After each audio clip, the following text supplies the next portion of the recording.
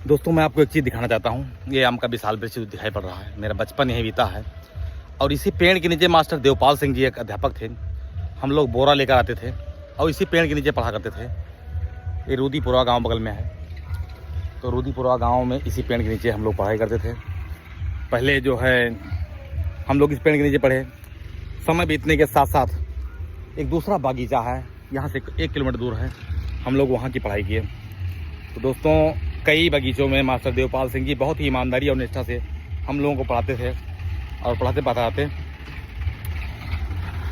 हम कई बगीचों में कई विद्यालयों हमारे विद्यालय बदलते रहे। तो लीजिए है बहुत जल्दी भर गया आपका। ये देखो ट्राली से गन्ना भर के आ गए हैं, हमारे गांव के यहाँ है। तो दोस्तों इसी बगीचे के नीचे हम लोग पढ़ते थे, मुझे याद आ गया।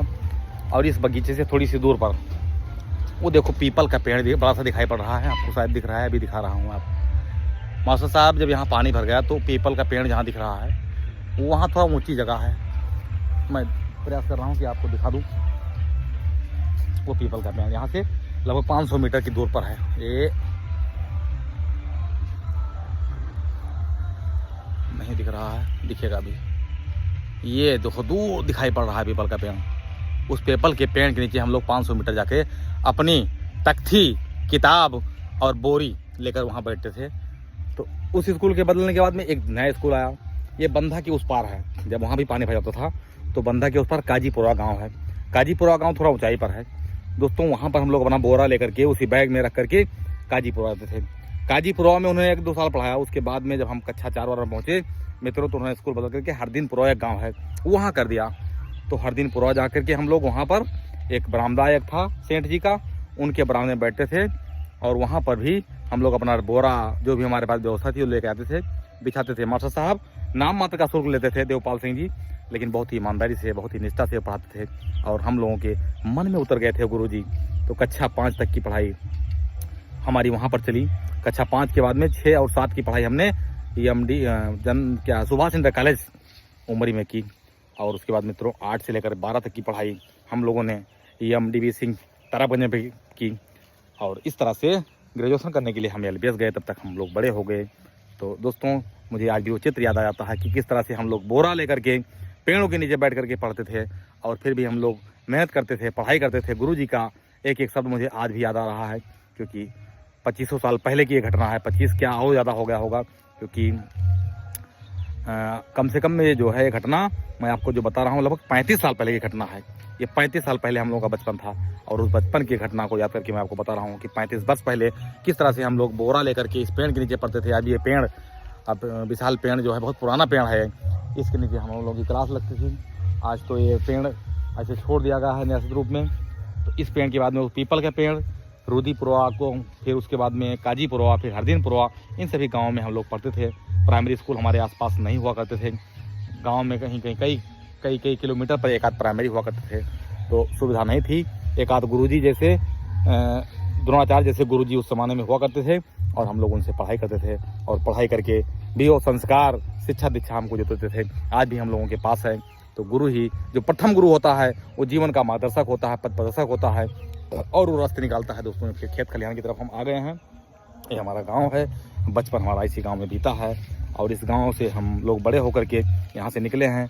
बाढ़ क्षेत्र होने की वजह से पिताजी हमारे यहाँ से हम लोगों को लेकर चले गए थे बेलसर ही, बेलसर ब्लॉक में ही दूसरे ग्राम पंचायत में हम लोग जाके घर बनाए। फिर पिताजी के साथ कुछ दिन गोंडा में रहे, क्योंकि पिताजी रेवेन्यू विभाग में गोंडा में नौकरी करते थे। तो हम लोगों की शिक्षा, शेष शिक्षा, कुछ शिक्षा गोंडा से भी पूरी हुई और इस तरह से जीवन के वो दिन याद आते हैं। यह आम के बगीचे हैं, यहाँ पर हम लोग आम आके आम तोड़ते थे, छोटे छोटे आम तोड़ते थे, उसके बाद बड़े आम पके होते थे उसको तोड़ते थे। गांव में घूमते हैं। गिल्ली डंडा का खेल बहुत प्रचलित था, तो गिल्ली डंडा के साथ अलावा लकड़ी का बैट और वो गेंद, वो सब दिन याद आते हैं। नदियों में स्नान करना, बच्चों के साथ घूमना, नदियों में पुल बनाना, वो सब कितने प्यारे दिन थे, कितने अच्छे दिन थे। दोपहर में निकलते थे, माता जी पिताजी जब सो जाते मई जून की दोपहरिया में, तो हम लोग घर छोड़ करके बाहर निकल आते, उसमें खेलते। तो दोस्तों वो सब कितना एक यादगार पल है।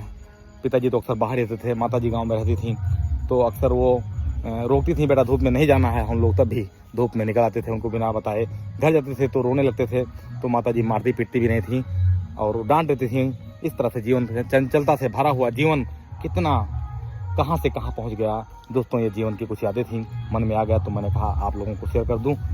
तो प्यारे दोस्तों, आप कभी बचपन कुछ इस तरह हो, थोड़ा बचपन की कोई कहानी हो तो हम लोगों को भी बताइए। मन गुदगुदा रहा है, बहुत आनंद आ जाता है। ये कितने प्यारे से, देखिए हम लोग गांव की पगडंडी पर चल रहे हैं। पगडंडी तब भी थी, आज भी है, केवल पट भी गई है, अभी भी ये पक्की नहीं बन पाई है।